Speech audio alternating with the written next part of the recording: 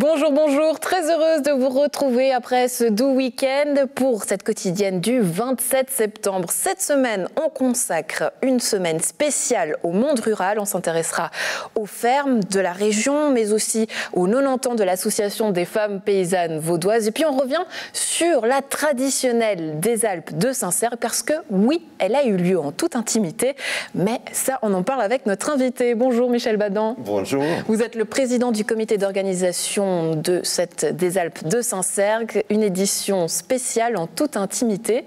Est-ce que ça vous a plu ou pas? Oui, alors, disons, la préparation a été, je vais dire, un petit peu tendue à cause de la pandémie. On ne savait pas jusqu'au dernier moment si on pouvait le faire ou pas. Mais bon, de toute manière, on avait bloqué la route, donc quelque chose il y aurait eu. Et puis, en dernier moment, quand on a appris qu'on pourrait, dans une certaine limite, l'organiser, ça a été très bien, parce que c'était plus intime, mais ça nous a fait vraiment plaisir de pouvoir le faire. Ouais, une version spéciale, on y reviendra d'ici quelques instants. Pour l'instant, on retrouve Alexandre Caporal, l'homme qui me murmurait à l'oreille sur les routes du district, toujours téléphone à la main. Salut Alexandre, passez un bon week-end. Salut Andrea, mais qui murmurait à l'oreille de quoi? J'ai pas bien compris. Des chevaux, c'est ça que tu veux dire? Parce que je me trouve, eh bien, on voit des box derrière moi. Je me trouve donc dans une écurie. Je suis à Aclan, au-dessus de Morges. Et tu vas voir derrière moi, voilà, les prés, les chevaux. Donc la thématique rurale est respectée. Et je vais à la rencontre de Caroline Gerber, qui est une cavalière nyonnaise qui fait de la compétition avec ses chevaux. Et on va aller à sa rencontre, à la rencontre de ses chevaux ici dans cette écurie. Donc à tout à l'heure.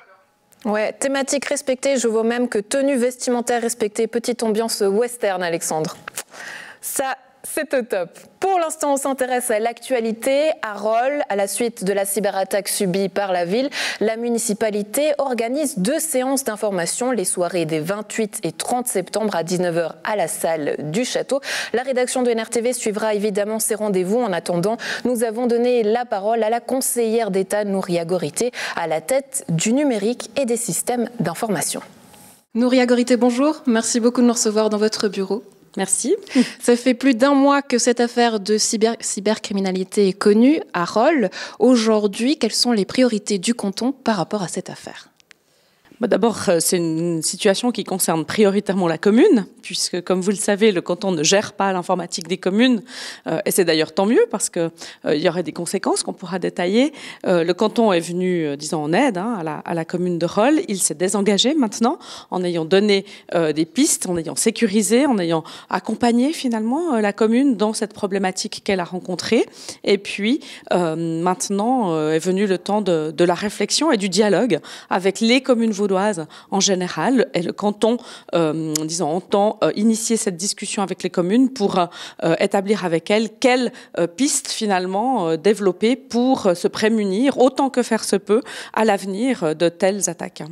Pourquoi aujourd'hui est-ce que c'est la responsabilité des communes, si je reprends vos paroles, parce que c'est vrai que c'est des citoyens, on a plutôt la sensation qu'on ne comprend pas vraiment quel est le problème, qu'ils sont à l'inverse démunis, sans force face à ce problème-là. Donc pourquoi est-ce que c'est de l'unique responsabilité des communes et pas du canton ?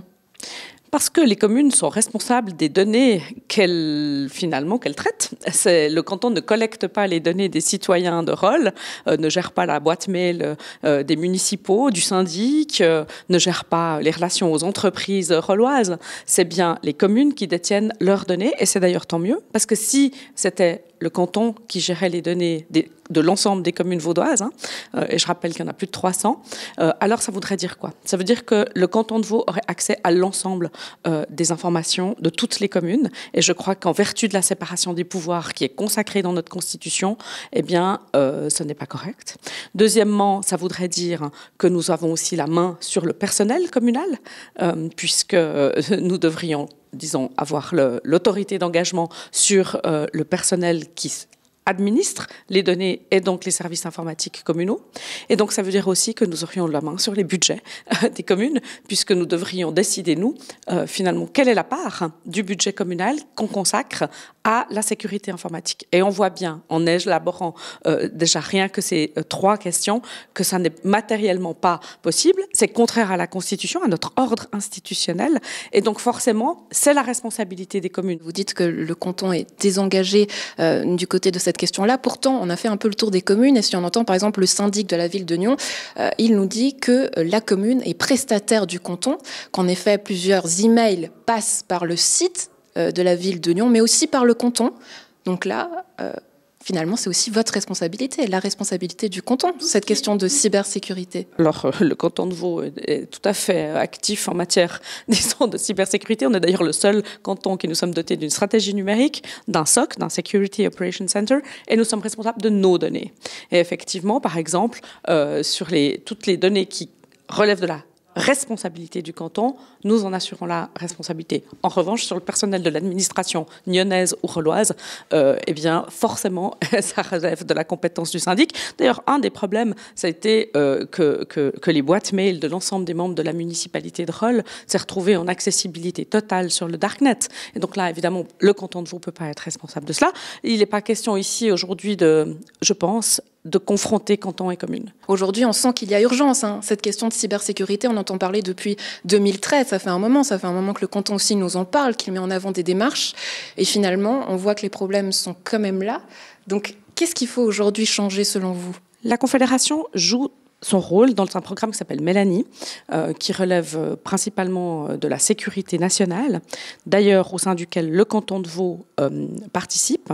Nous avons d'ailleurs la responsabilité du groupe au niveau de la Confédération sur les cyberattaques, c'est dire que le canton de Vaud est en partenariat avec la Confédération, que nous travaillons vraiment à la pointe de ce qu'on peut faire. Donc ça veut dire qu'il faut, oui, travailler en collaboration dans des programmes de développement. Arrêtez avec la naïveté. Mais ça veut dire que la Suisse est trop naïve. Pardonnez-moi, ça veut dire que la Suisse est trop naïve. Je viens de vous le dire, pas du tout. Qu'elle n'est pas assez. Il faut arrêter à la avec pointe. ça. Non, je pense que le bashing en permanence, l'auto-bashing, il sert à rien. C'est pas vrai.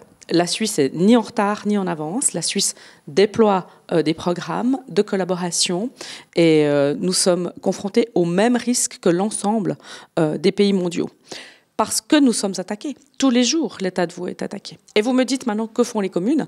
Eh bien, moi, j'ai le sentiment que les communes découvrent, aujourd'hui en 2021, à la faveur d'un certain nombre d'attaques, qu'elles sont aussi la cible.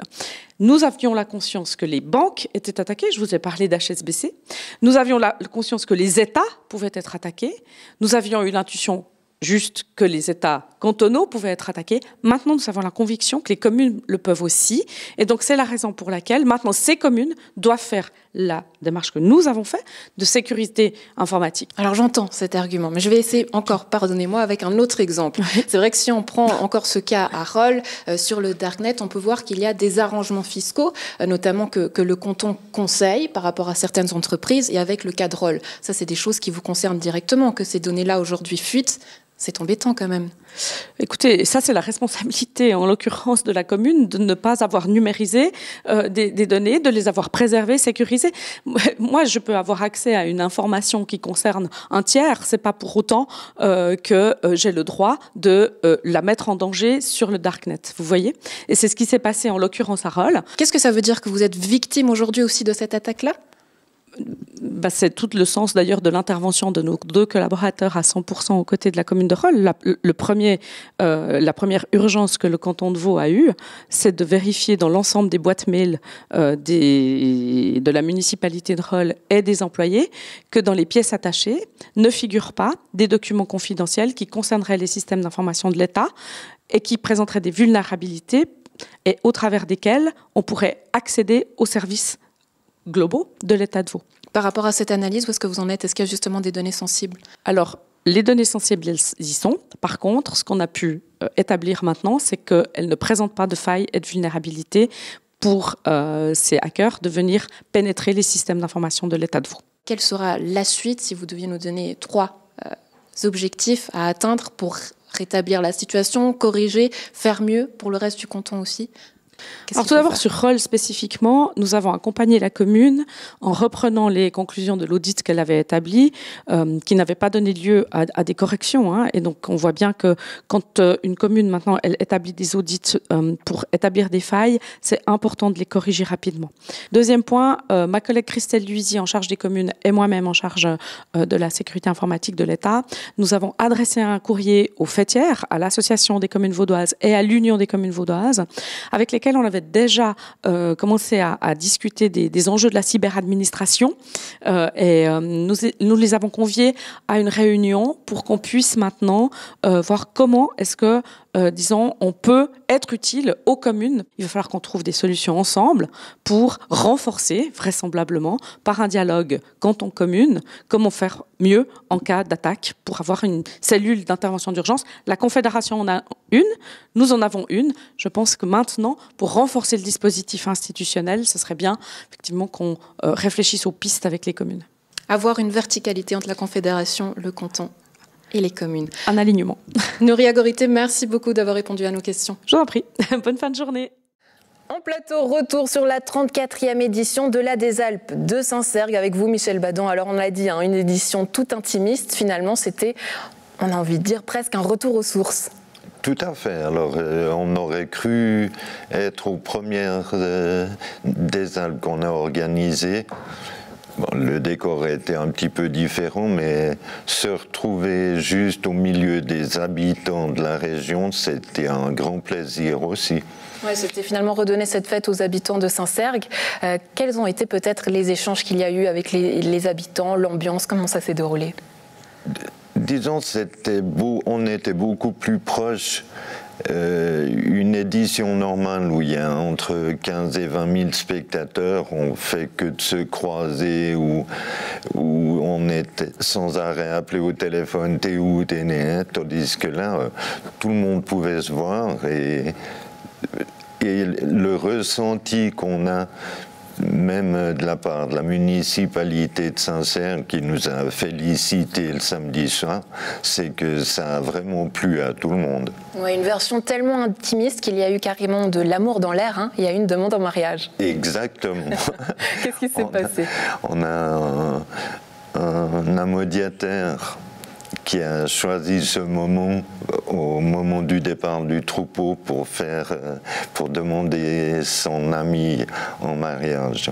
Ça peut paraître assez symbolique, mais qu'est-ce que ça veut dire finalement de cette fête qui est traditionnelle, qui est pleine de symboles, du folklore? Qu'est-ce que ça veut dire de cette fête? Ça prouve, disons, que c'est un besoin autant d'un côté que de l'autre. Les amodiateurs se donnent une peine énorme pour décorer leur troupeau, pour préparer la descente, qui est aussi symbolique parce que c'est la fin d'une saison. Et puis on sent parmi les gens du village l'envie de voir passer ces troupeaux, même s'ils sont très déçus parce qu'après la nature paraît morte quand il n'y a plus de bétail. Ouais, mais pourtant, alors des bêtes restent en haut. Hein. Ça, on le verra tout à l'heure avec un reportage qu'on a fait sur place lors des préparatifs. C'est vrai que c'est la période du renouveau, mais là, pour l'instant, c'était Cèdres des Alpes, une édition particulière. 500 vaches sont quand même descendues. Oui. Pourquoi c'est important de le partager, finalement, cette fête avec le public? Déjà, ça fait une sorte de liaison entre le public qui, durant toute l'année, ces vaches, ces clôtures, on a des problèmes avec les vélos, avec les piétons.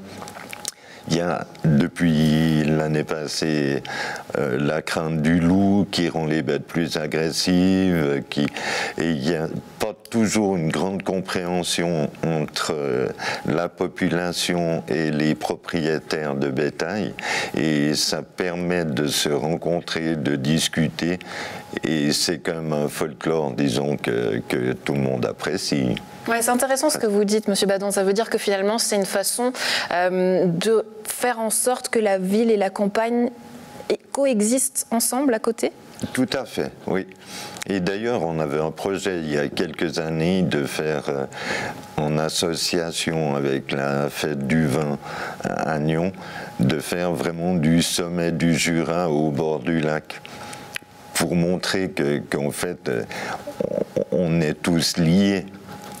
Ouais, c'est vrai que le district est riche, hein, tant par les vignerons, les paysans, on le verra tout au long de la semaine, tous ces gens qui font finalement notre territoire, la région aussi. Et puis on le verra tout à l'heure aussi dans le sujet, c'est finalement un monde qui a été un petit peu mis à mal. Alors il y a eu le Covid bien sûr, il y a aussi ces votations qui ont créé encore plus peut-être un clivage entre le monde rural, les paysans et la ville. Est-ce que ça, c'était présent un peu ce clivage aujourd'hui dans cette 34e édition de la des Alpes ou pas du tout? Non, vraiment pas. Vraiment pas. Là, on s'est senti en symbiose avec le public et c'était vraiment superbe. Et je pense que le fait d'avoir que des gens vraiment de la région, c'est plus intimiste, c'est plus... Il y a moins de... Je ne veux pas être méchant en disant de personnes qui ignorent tout. C'est quand même tous des gens qui sont tout le temps mêlés à notre métier qui est l'agriculture. Mais c'est vrai que c'est assez surprenant, hein, parce qu'en venant tourner justement à Saint-Sergue la semaine dernière, j'ai pu entendre des paysans qui me disaient « mais voilà, lorsqu'une vache s'approche, il faut se mettre devant entre la vache et la voiture ». Je vous avoue que moi, je n'oserais jamais faire ça. Comment est-ce qu'on éduque peut-être la population à ce genre de fête? Est-ce que c'est vraiment possible? Non, je ne crois pas.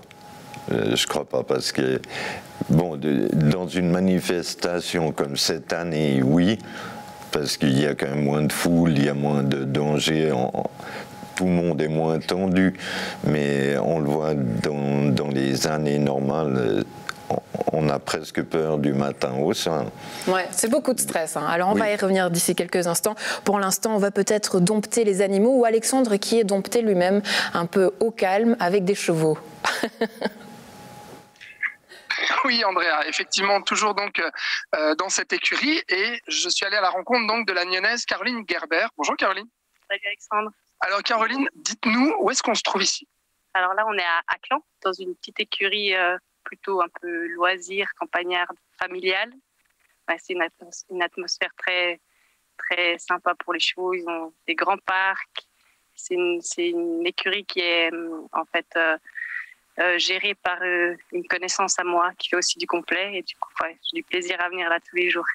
Tous les jours, vous venez? Enfin, tous les jours où je viens, disons.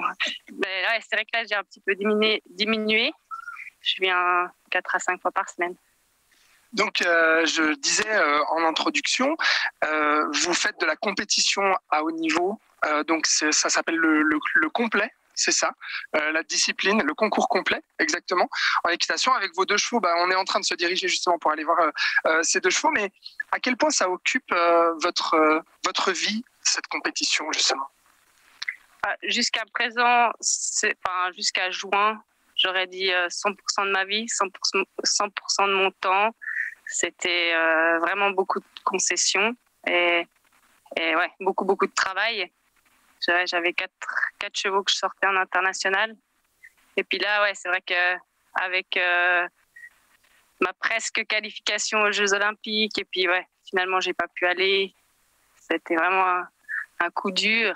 Et puis c'est vrai que là, ça m'a fait un peu me poser des questions. Jusqu'à maintenant, j'avais beaucoup aussi repoussé mes études. J'ai toujours un peu j'ai demandé 2 délais d'études pour avoir justement le temps de préparer mes chevaux pour être au top pour la compétition. Et puis là, après ça, ça m'a fait un coup dur, beaucoup réfléchir. Je me dis, bon, là, j'ai encore un semestre. Je dois finir mon travail de mémoire pour valider mon master à l'Université de Genève. Et puis j'ai dit, bon, là, je diminue. Maintenant, j'ai plus que 2 chevaux, mes 2 chevaux.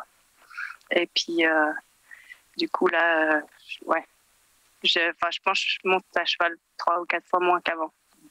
Alors, les 2 chevaux, on va les voir, mais juste avant ça, pour préciser tout ce que vous venez de nous expliquer, donc vous faites de la compétition à haut niveau, vous étiez d'ailleurs 3e des championnats suisses en 2020, et puis vous concouriez pour aller aux Jeux Olympiques, justement, concourir avec l'équipe suisse. Malheureusement, pas de qualification, parce qu'il me semble qu'il y a eu une chute dans la dernière épreuve, justement, qui a fait que vous n'avez pas pu aller aux Jeux Olympiques. Et puis là, donc, on précise quand même que hier, dimanche, se sont tenus les championnats d'Europe La Suisse est arrivée 4e d'ailleurs, c'était à Avenches.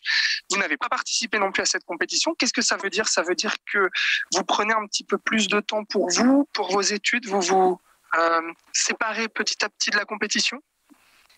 Bon, alors ce qu'il faut déjà préciser, c'est que j'ai été qualifiée pour les JO, mais j'ai pas été sélectionnée. C'est vrai que j'ai eu une saison un petit peu difficile.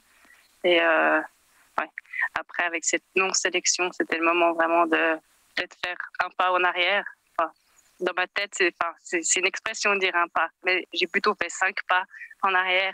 Et puis vraiment me dire, c'est vrai que c'est... Jusqu'à présent, j'ai vraiment beaucoup donné. Et puis, c'est vrai que ça demande aussi d'avoir beaucoup de financement et que j'ai jamais eu. Et puis, c'est vrai que ça me met vraiment dans une position difficile. Et puis, c'est vrai que là, j'ai vraiment envie de finir mon diplôme, pouvoir avoir un travail à mi-temps, travailler mes chevaux à côté et puis gagner justement en autonomie de ma pratique pour être vraiment avoir des bases vraiment plus solides et puis plus confortable au quotidien, que vraiment devoir travailler d'arrache-pied pour toujours être un peu dans un inconfort difficile, quoi. Bon, alors ces chevaux, vous nous les présentez, Caroline. Du coup, on va voir ici. Les voici. Alors présentez-les nous. La plus jeune, pardon. Alors Biche. C'est Biche de Chignon. C'est un cheval suisse de 10 ans. En fait, c'est les deux des frères et sœurs, demi-frères et sœurs. Ils ont la même maman, Gaufrette de Chignon. Du coup, d'un élevage genevois, de Claude Grosjean à Vernier. C'est un élevage pour lequel j'ai aussi travaillé pendant 10 ans. J'ai fait tous les bourrages des chevaux de cet élevage pendant 10 ans. Du coup, j'ai de environ 2009 ou 2010 à 2020 environ. Et puis derrière, il y a Trésor. Du coup, on va aller voir. On va aller voir. Voilà, Trésor ici. Caroline, avec qui vous avez justement remporté des championnats. Alors oui, ça c'est vraiment le cheval de ma vie. Ça m'émeut un peu. C'est un cheval que je monte depuis, je suis désolée, depuis 10 ans, même plus, 10 ans et demi. En fait, c'est vrai que j'aime beaucoup prendre les chevaux jeunes et puis faire tout le travail avec eux depuis le début. Et puis ça, c'est vraiment un cheval que je montais depuis l'âge de ses 3 ans, mais sa demi-sœur aussi. On vous sent ému, pourquoi? Parce que de dire que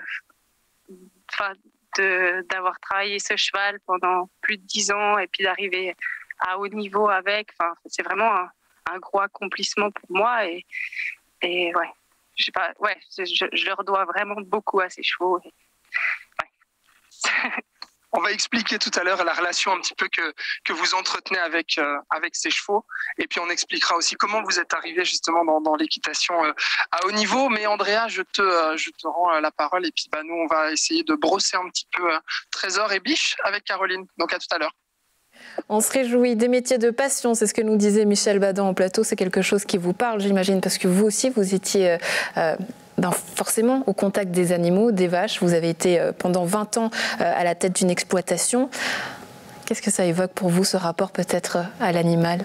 C'est quelque chose qui est prenant parce que c'est vrai que pour nous, dans une ferme, tous les animaux, on les voit depuis tout petit. On doit parfois faire des choix, je veux dire. Mais toutes les bêtes qui sont élevées dans nos exploitations, on voit l'évolution, on les connaît du début jusqu'à la fin. Et comme partout, disons, il y a des petites préférences, il y a des bêtes qui sont peut-être plus rentables, d'autres qui sont plus jolies, d'autres plus amicales aussi. Et c'est vrai qu'on vit avec. Comment vous définissez justement ce rapport avec l'animal? C'est vrai que quand on voit aujourd'hui aussi des discours qui sont complètement à l'opposé, les antispécistes qui disent que chez les paysans, il n'y a pas d'amour pour les animaux. Vous comprenez ça? Non, absolument pas. Et c'est vraiment des gens que je ne peux pas comprendre. Et c'est volontiers que des fois... Beaucoup de mes collègues, disons, se rapprochent d'eux, leur font voir comment ils travaillent avec les animaux, c'est une vie parallèle, c'est un travail, mais c'est une vie parallèle. Ils vivent avec leurs animaux. Ouais, une vie qu'on dédie entièrement à ça. On a pu d'ailleurs le voir avec la famille Morax, puisque nous sommes montés la semaine dernière lors des préparatifs de la Désalpes de Saint-Sergue. Rendez-vous au Couvalou de Saint-Sergue. Je m'appelle Yann Morax, j'exploite avec mon papa et mon oncle un domaine à Trélay, un domaine agricole. On a une centaine de bêtes à l'année et on va faire la Désalpes avec 33 vaches laitières. C'est la 78e Désalpes qu'on va faire cette année, 78e saison d'alpage, ici sur Couvalou de Saint-Sergue. C'est la 6e année qu'on est sur l'alpage du Voirne, donc l'alpage du Voirne qui est à 500 mètres d'ici. On est toujours content de monter à l'alpage, mais on est toujours aussi content de descendre. Et c'est un peu le renouveau. Puis nous, la Désalpes, ça signifie aussi le début des naissances, parce que toutes les vaches mettent bas entre octobre et décembre, là, une grosse partie. Alors c'est le moment des naissances, et puis c'est toujours un moment important. Et ça nous permet aussi de redescendre en plaine, surtout avec les enfants qui commencent l'école, c'est aussi plus agréable. Et puis à la montagne, on aime bien monter quand il fait chaud, puis là, il commence à faire froid, on est content de redescendre. On organise à peu près une semaine à l'avance qui c'est qui va descendre, qui c'est qui va pas descendre, parce qu'il y a des bêtes qui vont rester encore en haut, des bêtes qui ne restent plus, qui vont mettre bas dans 2 mois à peu près. Il y a des bêtes qui ne descendent pas à pied car elles ont mal aux pieds. Maintenant on est vraiment dans le vif du sujet. Aujourd'hui on va descendre déjà un petit veau et un taureau. Demain on va remonter des vaches qui sont sur un parc à Saint-Sergue pour qu'elles redescendent samedi à pied. Toute l'organisation pour les vaches, je fais avec mon papa. L'organisation pour la subsistance, je fais avec ma femme et ma maman. Après, il y a mes frères qui viennent me donner un coup de main. Et puis on a des amis qui viennent nous aider pour la Désalpes le jour même. Pour nous, c'est surtout une promotion pour la commune de Saint-Sergue. Comme on est médiateur de la commune de Saint-Sergue, on a toujours joué le jeu pour la commune. Pour eux, c'est une bonne vitrine, je pense, ces gens qui viennent. Après, c'est toujours un moment de stress parce qu'on ne sait pas s'il va y avoir un accident ou s'il va y avoir des voitures rayées, des choses comme ça. Les gens sont assez détachés de la campagne actuellement et ils ont de la peine à se dire comment est-ce qu'on va réagir quand il y a un troupeau de 30 vaches qui nous foncent dessus. Mais après, les vaches sont sociables et puis ça se passe toujours bien en général. Le Covid nous a quand même pas mal aidé. Les gens sont rapprochés un peu du monde rural, se rapprocher de la vente directe. On se rend compte qu'il y a beaucoup plus de gens qui veulent s'intéresser à ce qu'on fait, à comment on le fait. Et puis ces dernières votations ont encore plus rapproché les gens du monde pour encore plus s'intéresser. Je pense que on a pu promouvoir un peu notre agriculture suisse se démarquer par rapport à d'autres agricultures européennes ou mondiales grâce à ces votations.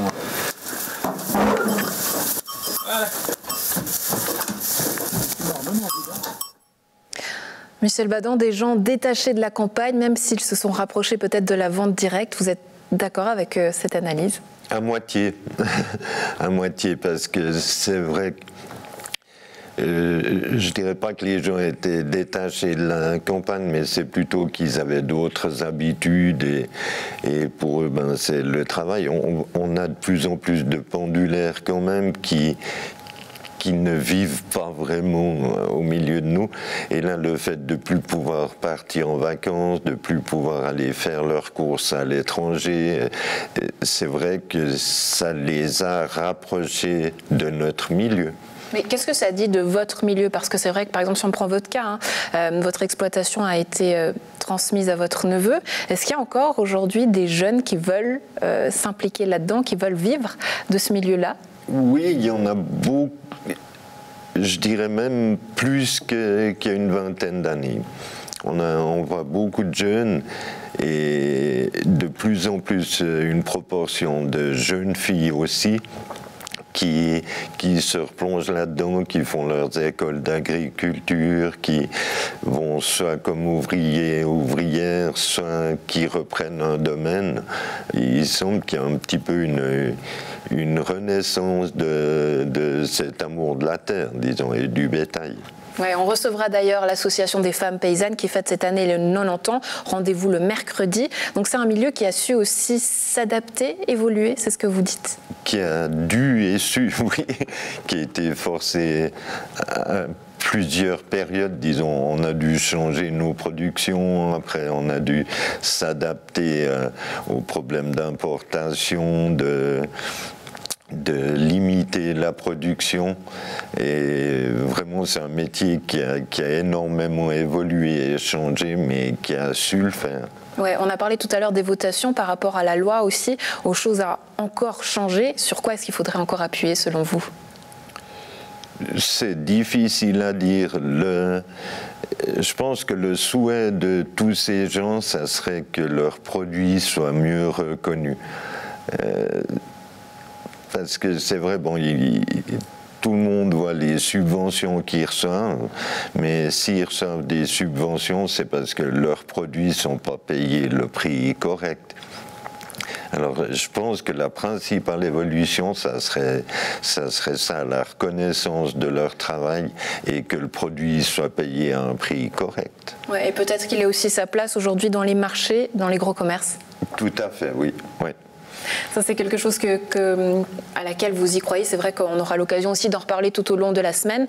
Et pour l'instant, je vous propose qu'on retrouve Alexandre à cheval. Vous croyez qu'il a osé monter ou pas tout à fait ? Non, je pense pas. Hein. Ah, c'est courageux, notre Alexandre. Il avait l'air un peu fébrile. Oui. Bon, Alexandre, qu'est-ce que... Ah bah non. Toujours sur tes deux pattes. Non, quand même. Non, il faut quand même une relation de confiance avec le cheval pour pouvoir le monter directement comme ça. Je ne me suis pas lancé là-dedans. Et puis d'ailleurs, je ne suis pas en train de les brosser parce que j'ai que demain, par contre, regardez, voilà. Donc, Caroline est en train de s'occuper de Trésor et Biche. Et du coup, je voulais savoir, Caroline, donc vous nous disiez, ça fait à peu près, ça fait une dizaine d'années que vous avez ces chevaux, je crois 10 ans Trésor et puis 8 Biche. Quelle relation vous entretenez avec eux ? Quelle relation on entretient avec un cheval quand on doit s'en occuper, quand on fait de la compétition ? Bah, c'est un peu difficile à répondre, mais pour moi, c'est une relation assez particulière. C'est un peu comme la famille. Il y a beaucoup de gens qui disent que c'est comme des amis, mais pour moi, c'est la famille. Enfin, pour moi, c'est inconcevable, par exemple, de vendre mes chevaux ou de m'en séparer. C'est comme on vendrait pas un chien, par exemple. Mais ouais, pour moi, l'idée, c'est de faire ma vie en parallèle de la leur, de commencer avec eux là quand ils avaient 3 ans et puis de les accompagner jusqu'au bout, quoi. Et comment on réussit à créer cette relation qui permet au cheval de nous obéir et puis de pouvoir sauter des obstacles, etc. Quel est le travail en fait qu'il y a à faire quand on fait de la compétition équestre ? Pour moi, je pense le plus important, c'est de prendre le temps et de faire vraiment progressif avec. Toujours que ce soit facile pour eux et puis monter progressivement. Et puis finalement, ils ne voient jamais qu'ils font quelque chose de difficile parce qu'ils font toujours un tout petit peu plus et puis ils sont toujours confortables dans ce qu'ils font. Et je pense que c'est comme ça qu'on peut atteindre un haut niveau, mais vraiment en prenant le temps, quoi. Et donc, du coup, alors, il faut que je me recule un petit peu. Ouais, c'est ça. Il y a un petit peu des bouches, effectivement. Et donc, les chevaux, comme ça, quelle est leur durée, en fait, de compétition ? Pendant combien d'années est-ce qu'on peut faire de la compétition avec un cheval ? Là, encore hier, au championnat d'Europe, on voyait des chevaux très performants qui avaient 16-17 ans. Puis après, je pense après ça, il faut commencer à trouver des solutions pour les mettre à la retraite ou trouver des moyens où faire de la balade avec ou quelque chose, mais commencer à moins leur demander, quoi. Alors, on imagine que forcément, il doit y avoir pour faire de la compétition comme vous le faites et puis marquer des points et puis aller sur des podiums. On imagine qu'il faut que le cheval ait une certaine musculature et puis soit performant. Mais il y a aussi le rôle du cavalier ou de la cavalière. En l'occurrence, comment vous pourriez décrire le travail d'une cavalière et puis qu'est-ce qui fait une bonne cavalière ? Je pense qu'il faut quand même être gainé, avoir de la musculature. Après, c'est vrai que quand je montais pratiquement 5 chevaux par jour, j'avais pas forcément le temps et l'envie d'aller faire encore du fitness à côté. Mais c'est vrai que là, par exemple, j'ai fait la semaine dernière le triathlon de Genève, par équipe. J'ai fait les 40 km de vélo et je pense que c'est quelque chose qui me fait vraiment du bien et je me sens mieux à cheval après.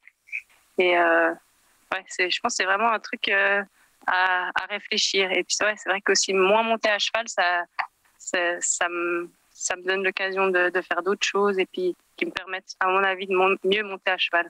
Alors vous me disiez les chevaux c'est la famille, mais j'aimerais savoir qu'est-ce qui vous a amené dans le sport équestre, qu'est-ce qui vous a amené aux chevaux parce que vous avez commencé assez jeune.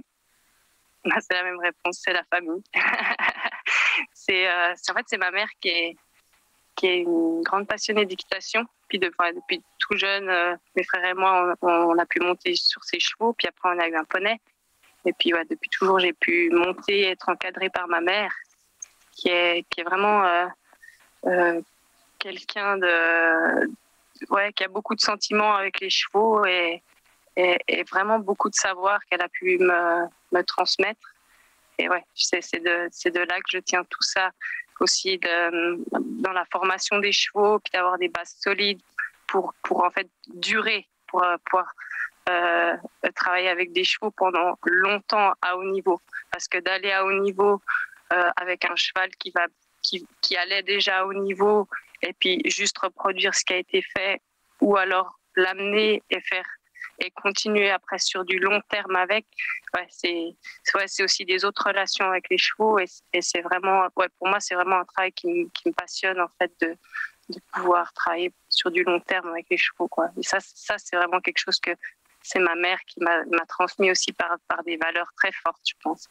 Vous nous avez confié tout à l'heure que la compétition, pour le moment, vous alliez vous en écarter un tout petit peu pour vous concentrer sur vos études, que je précise, vous êtes en train de faire un master en sciences de l'éducation.